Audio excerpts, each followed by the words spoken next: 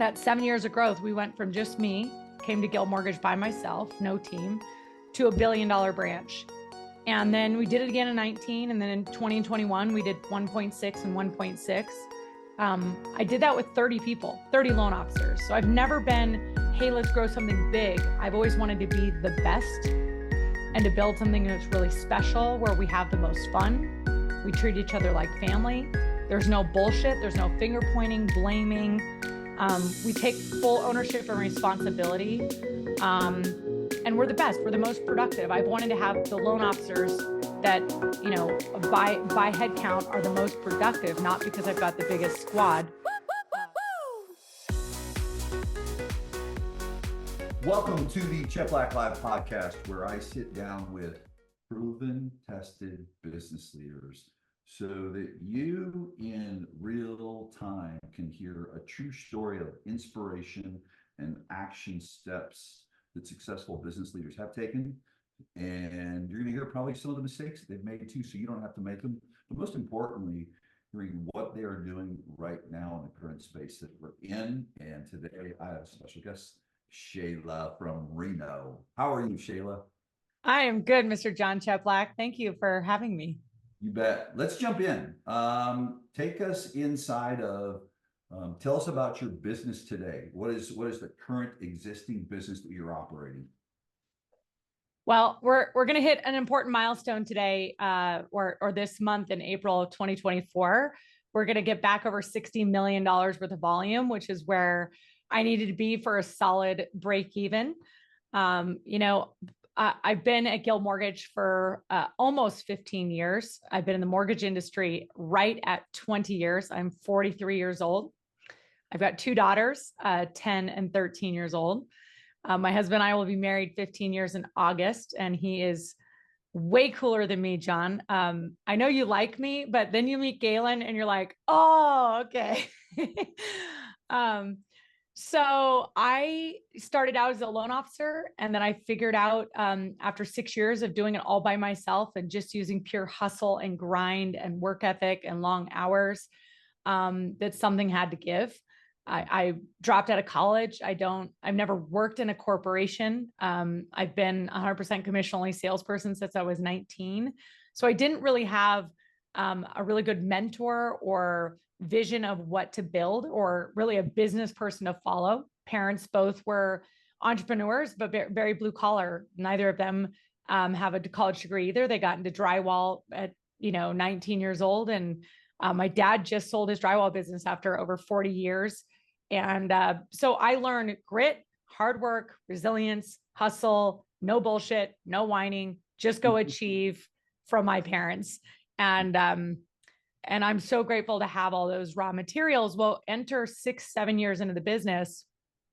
My husband says to me one day, you're doing this the wrong way. And I'm like what? Like, you're kind of a ski bum, like you claim to sell real estate, but I make it 300 grand a year and I'm 26 and, I'm a blonde chick in Reno, Nevada. Like, what do you know? But deep down in my gut, I knew he was right. And I knew that what I was doing was not sustainable. And my parents are both crazy workers and had gotten divorced when I was about 10 or 11 years old. And so my greatest fear was myself. And, that super drive that I have getting in the way of really the life that I truly wanted, which was to have an epic romance, to be madly in love, travel the world, make an impact, but not burn out and not be just single focused and one dimensional. So that's when a coach entered my life. Fortunately, somebody said, hey, you should look into coaching. And I'm like, what? There's coaching, in mortgage. What's that? And I got a coach, and it took me actually about 1.5 years to pay a coach though, John, because I'm frugal. I started the business, was broke. And I was like, there's no way I'm going to pay $2,000 a month for someone to hold me accountable. Like, I'm disciplined, I'm driven. I'll listen to some podcasts and I'll just do the work. And I did. My income went up 50%. I went from 300 to 450, which I was so excited about. But then I went to a coaching conference similar to a Maverick, And I looked around and was like, wait a minute, these people are kicking my ass. Like I was here 6 months ago and I made gains, but they made big gains. And that's when I said, all right, I surrender. I want accountability. You tell me what to do and I will do it. And what locked into place for me in January of 2011 were three things. Number one, I had a belief because I had met my first loan officer who ever made $1 million a year. And I didn't even know that that was possible, hadn't even fathomed in my mind. And all of a sudden, now that I knew what was possible, I said, okay, wait a minute. If he can do it, I can do it. And you know me well, I ask a bazillion questions. So I just all of a sudden was like, well, how do you do this? And how do you do that? And I was just open to just say, I'm going to throw all my stuff out the window and just do what you do because you have the results. Why am I going to hold on to my stuff? I'm going to need to bring my talents and skills and personality to the table and do it in my kind of version. But really, the more that I could just copy exactly what you're doing, probably the quicker I'm going to get there. And so I had belief. Then the second thing is I then was given a playbook.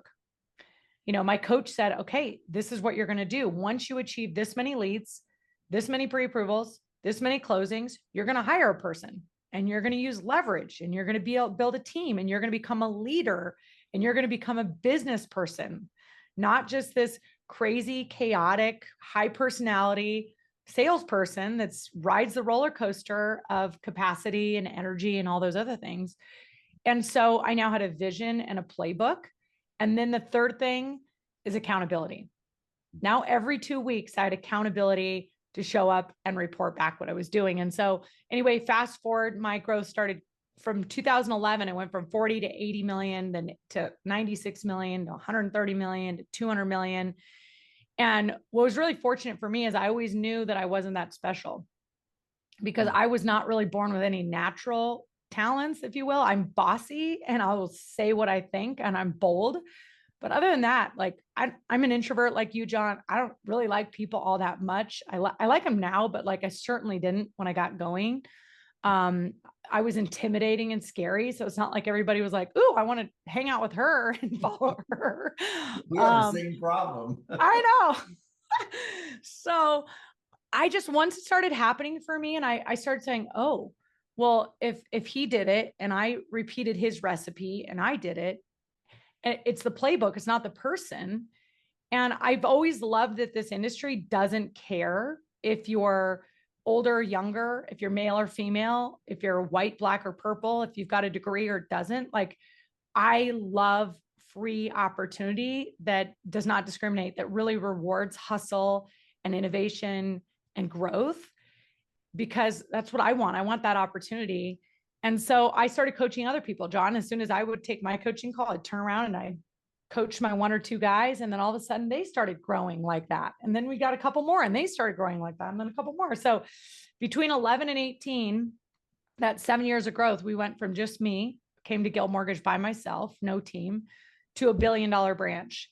And then we did it again in 19. And then in 20 and 21, we did 1.6 and 1.6. I did that with 30 people, 30 loan officers. So I've never been, hey, let's grow something big. I've always wanted to be the best and to build something that's really special, where we have the most fun. We treat each other like family. There's no bullshit. There's no finger pointing, blaming. We take full ownership and responsibility. And we're the best. We're the most productive. I've wanted to have the loan officers that, by head count are the most productive, not because I've got the biggest squad. So that was kind of the build. And then I just told you that we had a key milestone of getting back to 60 million, because from 1.6 billion, we slid all the way down as the rates rose and the feds raised rates and blah, blah, blah. To our low, I think we got down to like 30 million a month. So from going to 200 million down to 30 million a month. And most of those people are still with me. So it's not like I lost a bunch of people. It's that the market changed that much. And it's been a build back up. So that's what the business looks like today. I've got about 40 loan officers.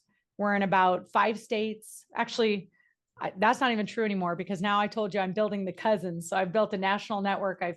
I've opened a crew in Washington, D.C. and Virginia and Minnesota and another group in Arizona and one in Nashville.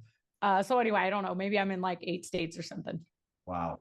I want to hit on something that's important to hear, because I think there's some that are sitting in it, some that have come through it, and some are just paralyzed. Um, Certainly, we saw what the statistics were, and what the numbers were, and the market shifted. And so, sure, there was a reality. Were there any times of self-doubt, um, any personal stuff that you went through as production dropped? Talk about that.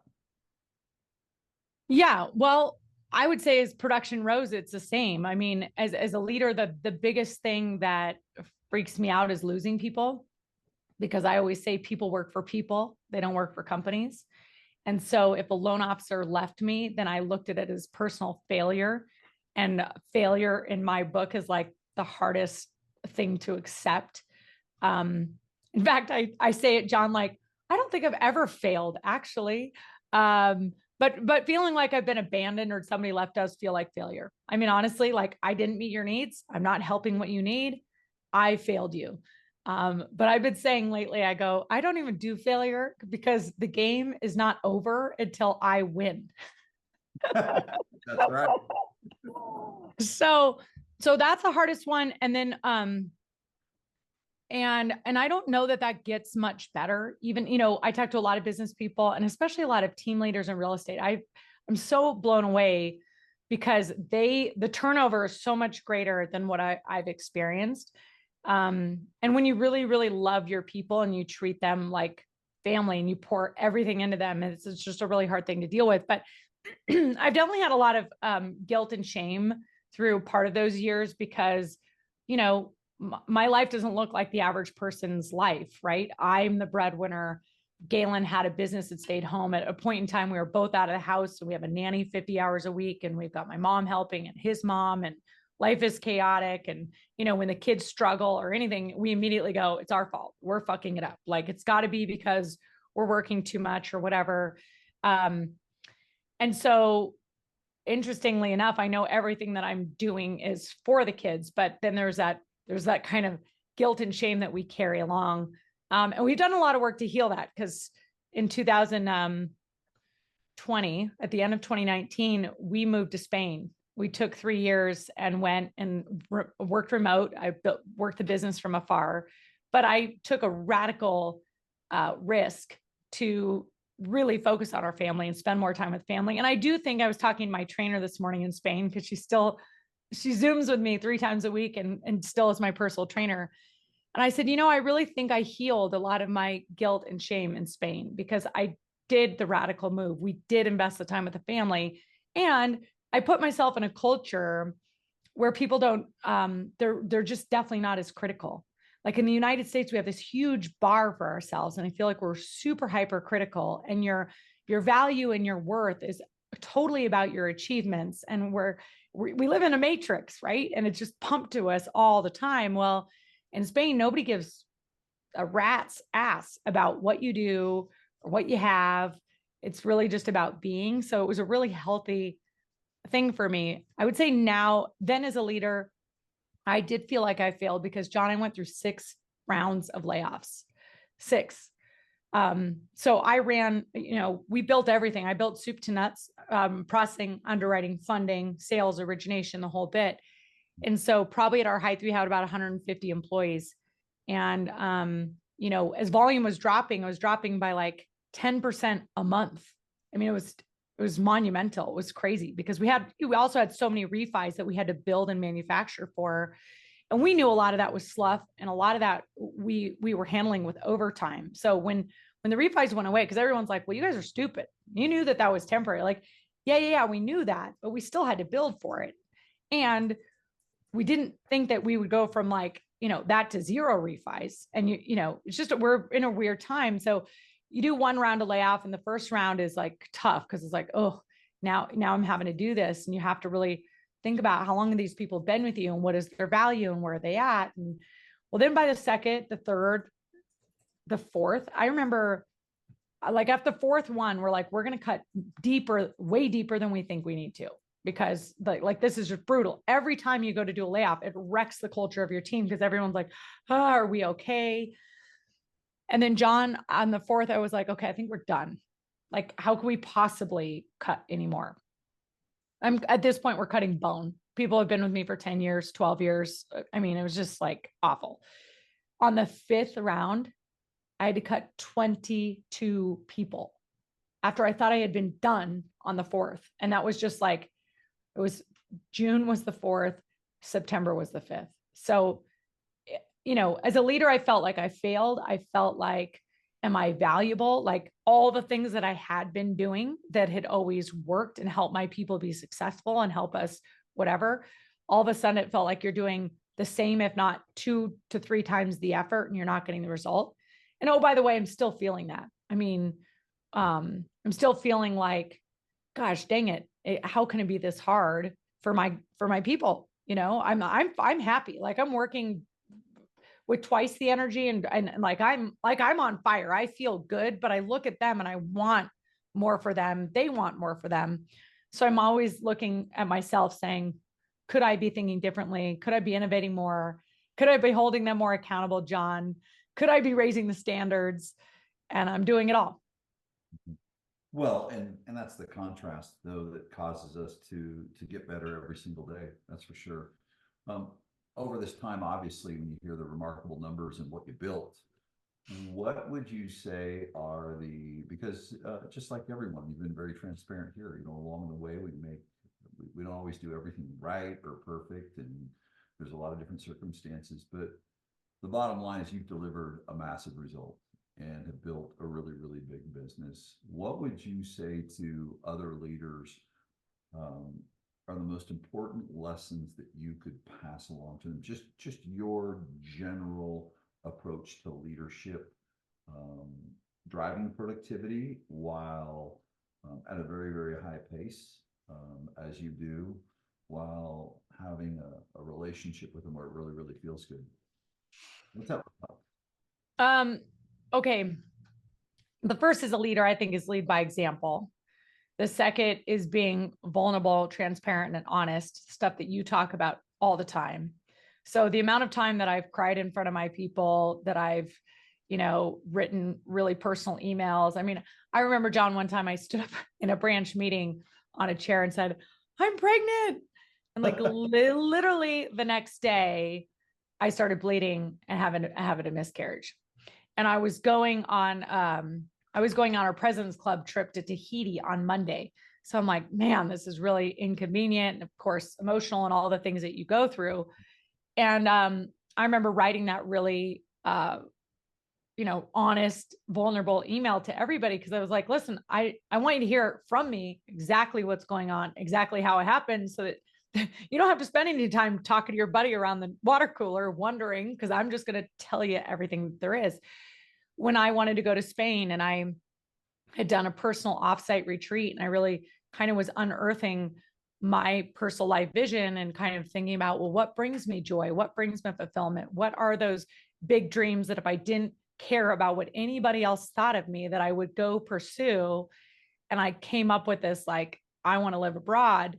My immediate fear is, what are people going to think? Are they going to think that I'm abandoning them, that I'm not a worthwhile leader to follow? I mean, all those insecurities came up, and I thought, well, I have to be brave with my life because I coach my people to be brave with their life. And so I believe as a leader, we have to walk the walk. We have to lead by example. And that comes in everything that we do, in terms of following through on our commitments, on having high standards, on making the big phone calls, on confronting the issues. So for the most part, I've been a producing leader up until I went to Spain, where they wouldn't let me close loans in my name anymore. I still run a production team. Granted, I call it the Gifford team 14.0, because as you know, working with teams, like they iterate a lot. In the beginning, it was like all about me, and I was the Michael Jordan, and I had people doing things. And then it became about, I'm Michael Jordan now, surrounded by Scottie Pippens, and the team is winning championships. And then it became that I'm on the sidelines, and it became kind of I'm an owner of the team. And then sometimes you got to jump back in the starting lineup, and, it's all those things. But I think, when you talk about productivity and routines, I try to be as, wide open with people in an interview to like either freak them out or attract them. Like either you really like me or I freak you out because of my intensity and my passion and my belief in what we're doing. And so what I believe has been really the special sauce is that I'm surrounded by other people that are crazy driven and that have probably never been able to be out loud about it because they've always been in a culture environment where they're looking around going, everybody around me is okay with mediocrity. Everyone around me is just kind of getting by. And I've got this flame and this fire inside of me. And I'm like, oh, no, that's normal here. Like, if you don't have that, you'll be freaked out and will repel. You will not want to be a part of this.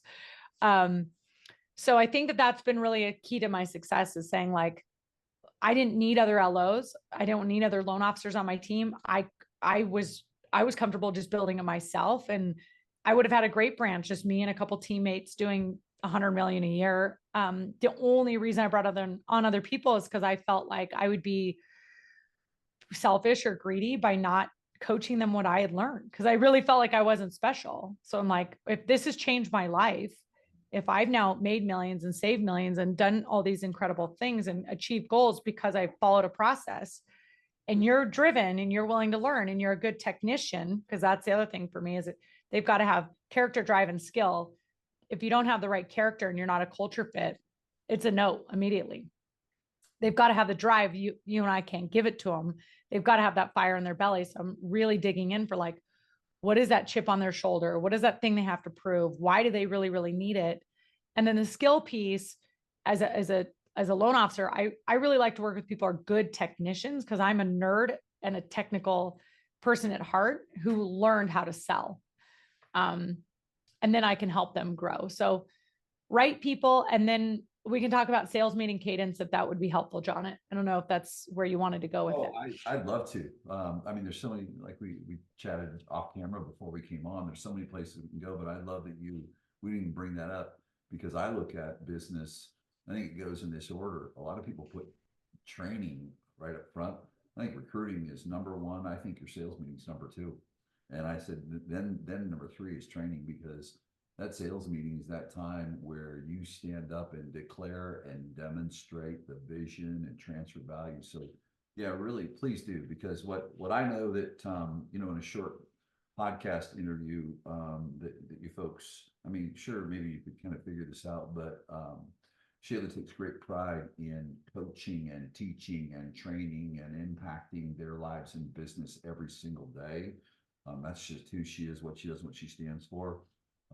But it matters big time. That's why you're where you're at. But talk about the sales meeting, because I think most sales meetings, Shayla, they're shit. They're just horrible. And so please, I think across any industry, this will be so impactful. So once a month, we do a branch meeting, and that is not as much sales focused, but what it's heavily focused on is alignment, culture, and recognition. Okay. Because I learned early on, people will work for a living, but they will die for recognition. And I think as high achievers, we're so on to the next, on to the next, on to the next. In fact, so many achievers can't even celebrate success because if they close 10, well, they should have closed 12. Yeah. And I'm actually pretty good at celebrating success. I really am like I want every win I can get. And so I'm going to find the freaking wins, right? That's my top 5 strength is positivity. So it's probably that's why I don't. I got to find it every day. Yes. Yeah. And I don't know, it keeps me going. If I can spin everything, there's a positive outlook to everything. Even every loss is like, okay, I learned, and I'm going to learn way faster. Every time I get rejected or I lose, I get pissed and I do better. So it's like somebody tells me anger can be used. I'm being a little sarcastic here. So anger is a really, really, really good tool for people if used with emotional maturity. Is that what I'm hearing you say? Yes. Sadness is a useless emotion. Okay. If you feel sadness because you got your feelings hurt, you got rejected, you got left out, somebody, was working with you and now they're not, like, it sucks. We feel it. It's real. You can't control the feelings, but you got to figure out if emotions are, waves, which wave are you going to choose to surf? And sadness, you got to let that go really quickly because it's not productive. It's not going to help you go anywhere. But anger, being pissed, do something about it, right? Like if I lose, I get fucking pissed. And then I'm like, okay, I got to get better. It's just me. What can I do to get better? What could I have done differently? How can I improve? And it's an empowering thought. And I'm going to just double down on that. And so anyway, finding the positivity is great. That meeting once a month is really all about, look what we did. This was our goal. Here's where we're at. We track everything as well. So when we say, our vision is to be the best, we have metrics that we define that, because I think that's where you can have nice words on the wall, or you could say, here's what it is, and here's what it means, and here's how we measure it, and here's how we coach to it, train to it, hire and fire to it. And so for us, we look at customer satisfaction. We send out a really long survey to every customer afterwards. We send a survey to every loan officer assistant, and processor on the same loan every time. And we ask honestly, did it close on time and did it close smooth? Because John, it's interesting that one person in the transaction, the processor might say, oh yeah, that closed on time. And the loan officer's like, no, that didn't close on time. So we survey the heck out of our people, and we want to know, did we close on time? Did we close smooth? Did we close with great customer sat? And I'm looking for 95, 95, and 95. Of course, I want 100. Of course, I want a double A plus. In fact, once they started giving out grades, John, I never got less than a 4.0 because I'm competitive. And they put it on the wall, and I wanted to be top on the wall.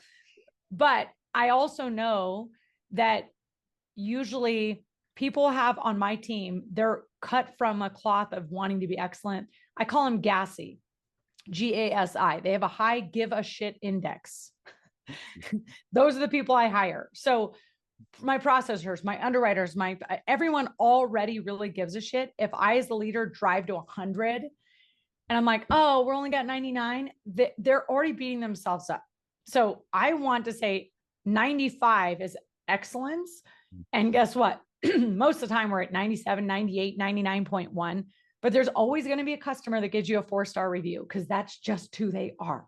And most people get so flipped out about a 4-star, and I just realized when I wanted to do growth and scale, 20% are going to be pissed off no matter what you do.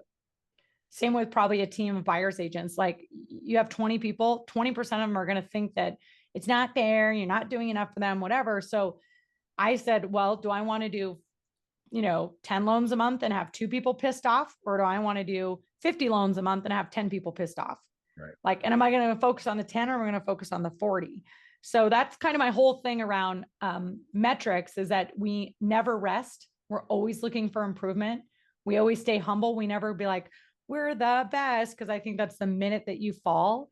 Wow. We're always looking for ways to just, 1%, 1%, 1%. So we track all that. We track our days to close. We celebrate for the fastest closings. We celebrate for, 1,000 things. Like, it's just seriously, and we have never failed. We do it every month. We also go over our core values every single month. I've heard you say it, yours, John, a bazillion times. And it's like, they're not just fancy things on the wall. I want to remind everybody that, yes, they're aspirational some days. Like, we say, look, we are courage over comfort. And that's not, we don't have it every day, but it's what we strive to be, is to make the big calls, to be courageous, to do the right thing when no one is watching. We strive to live out loud, to like really pursue freedom, to be authentically yourself, to play big, to like bring your whole strengths to the table. Some days those don't work out, love fiercely, like be grateful, be humble, be appreciative for the things that you get. Well, some days you get grumpy with people, but it's like, you know what? Buy them a cookie. Like, this is not how we treat each other. So that's what we do monthly. And I think that's important. That's an alignment meeting and a recognition meeting. Well, in terms of what I'm hearing here, and I want people to hear, because this is a sales team. Okay. But what Shayla's doing is in my opinion, and just listening, is this is a business meeting? And so she's actually treating them like business partners. Sure, she's the leader and she's holding the vision, but what I love about it is she's getting the impact of a sales meeting, but it feels, and I think that's the thing that I want people to hear is your agents and anyone you lead, they're not your customer, they're your business partner. So really, really good. I just want to point that out. Thank you. I wrote that so huge from the very first event I went to with you in Tahoe. Like, you were business partners, because that actually helped me get rid of a cancerous employee, Mm-hmm. because it was like she was always bitching and I was feeling like, oh, maybe I'm not good enough as a leader, because that just feeds right into my, need to always be improving and always be achieving. And it was this toxic relationship. And when I turned it around and thought, wait a minute, we're business partners. How come I'm here every day? I'm showing up, I'm giving, I'm not perfect, and I'm leaning in, and I will raise my hand and I will own it. But you're here and here and here and not always showing up and not coming to the table. Like, what kind of partner are you? That helped me so much and gave me permission to say, even though you're a top producer, even though you've been with me for 8 years, even though I love you, like I genuinely love you, this is not working out. And so, John, thank you for saying that. Because I might have been intuitively doing some of that stuff, but there were still parts where I wasn't doing that. That's that one that'll hit you right between the eyes. Oh, yes. The sales meeting, though, so what we started doing is every Monday, this is years ago, we jump on, and we used to just do it on a conference line. Now we do it on Zoom or Teams, and I go around the horn and everybody has to know their numbers. How many leads, how many pre-approvals, and how many deals every single week. And why? Because we're a culture of accountability. We're a culture of tracking. You don't manage what you don't measure.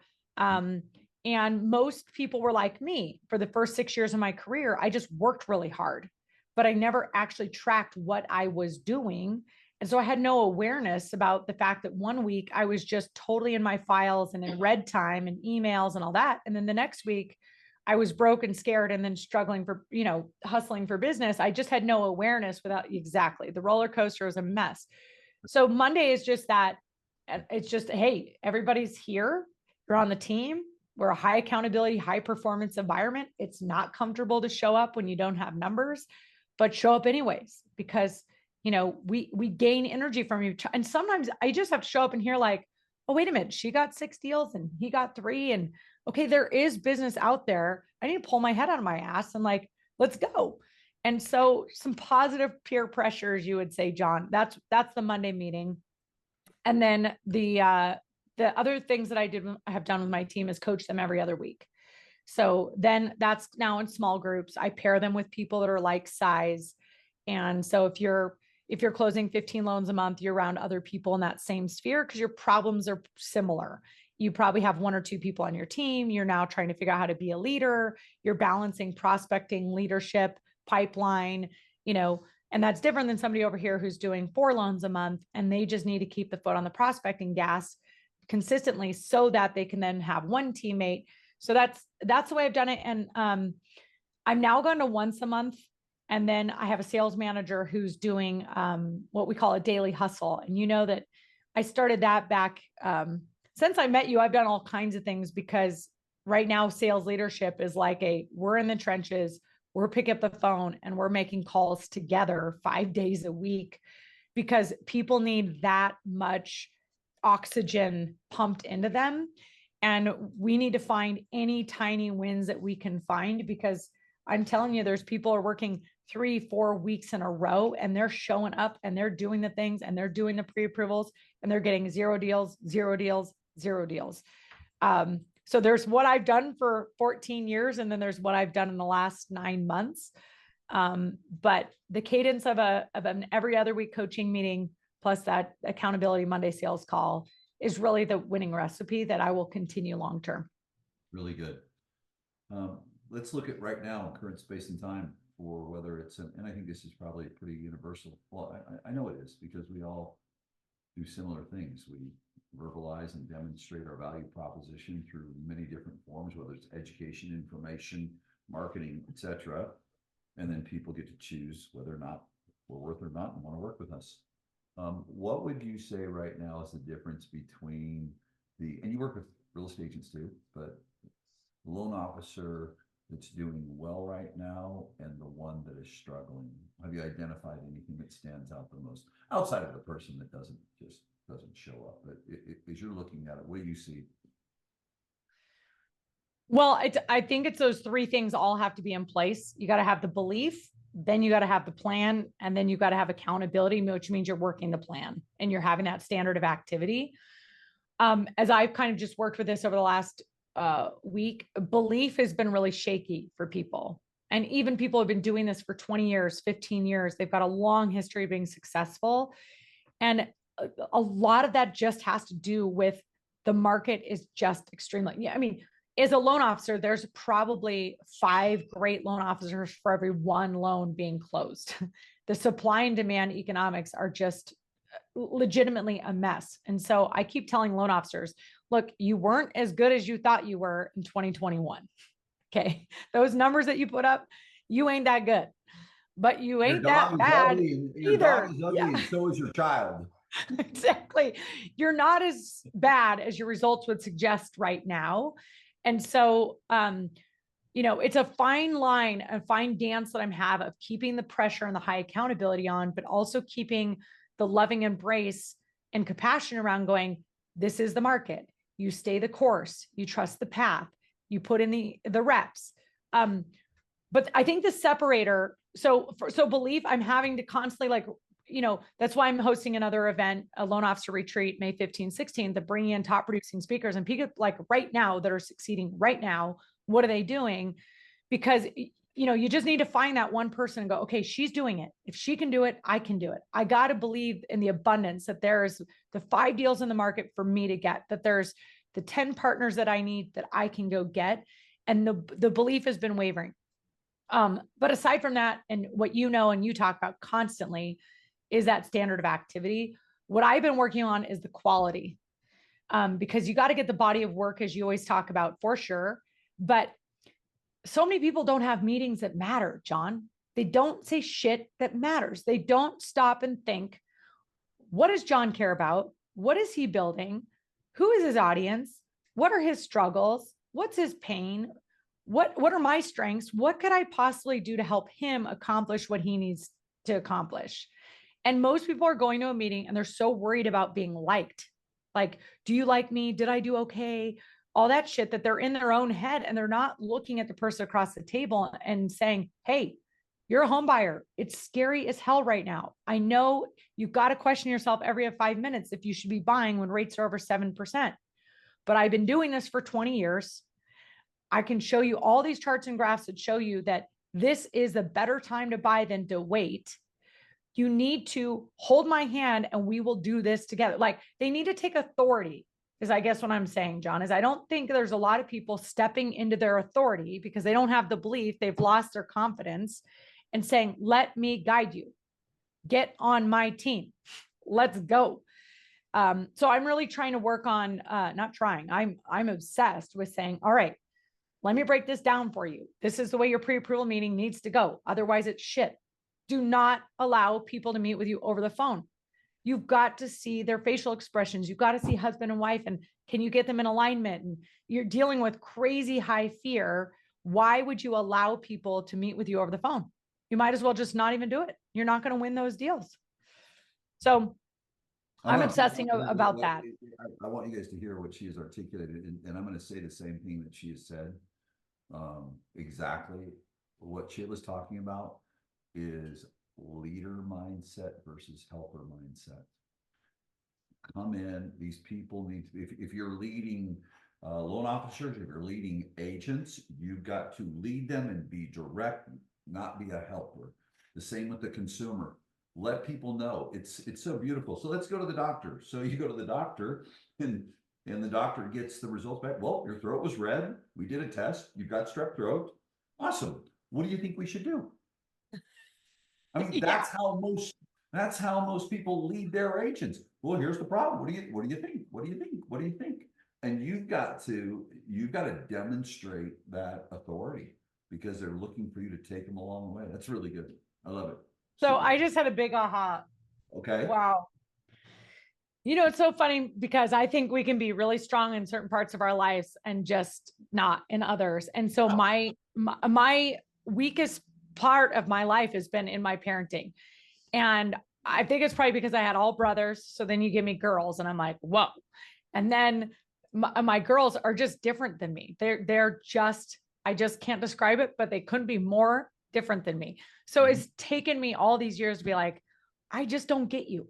Like this happens and you react like that. And I'm like, what? And not only that, but I'm triggered because I'm sitting thinking that I'm a failure and I'm not like the soccer mom and the Instagram moms and the, nurturing moms. And so you're fucked up because of me and blah, blah. So then it just like me spins. And so that is it though, as a mom. I mean, I know, and I've had parenting therapists, I've read books, I got coaches, Jesus. And it's it's just being it's being the leader mindset instead of the helper mindset. Like, we're going this way. I'm compassion, I'm honoring your feelings, but we're going this way. And I've embraced that a lot more lately, but it's more so because I've done the work on myself. I've worked on the self-trust, the stuff that you and I talked about offline. I'm doing the shadow work. I'm working on, self-love and self-trust that, like, no matter how anybody's behaving out there, that's not a reflection of my well-being.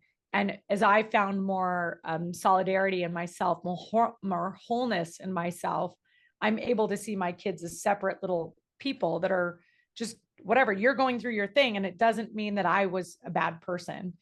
And I'm able to do that in business pretty well. I'm able to say, like, and I think it's probably because we're all adults and I don't write it. Right. And I also think it's because I'm doing it with you. So like, I don't want to hear your bullshit or your excuses because like I'm doing it with you. I'm making the calls. I'm doing the things. I'm teaching you exactly what I have to say. If you're choosing not to do it, that's your choice. But with parenting, that was the aha, John. Thank you. I got to just be the leader. That's it. Yep. It's leader mindset. Really good. Well, we could chat for hours, and I'm fortunate that we get to chat a bunch. And I really appreciate that. I want to end on this one note. And Via, who you saw speak at Maverick, was really neat.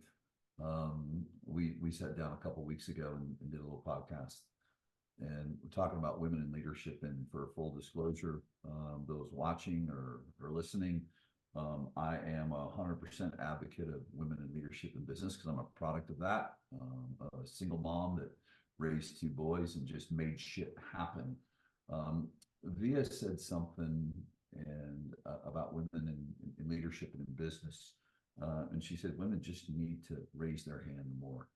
Here you are, you've raised your hand. What would you say to other women in leadership? Because I jump on your Zooms and I see these strong women there, but what inspiration would you leave a woman or a mom who is someone that really wants to take their business to another level, but have some things that hold them back, or really feel that they are the one that should be leading, but they doubt themselves or question themselves? What would you say?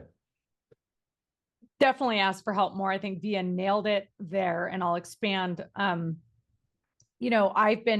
I've worked so hard to have the world perceive me as capable. That's been like my key goals. People be like, damn, she knows what she's doing. She's on top of it. She's capable. The overcompensation of having to be capable.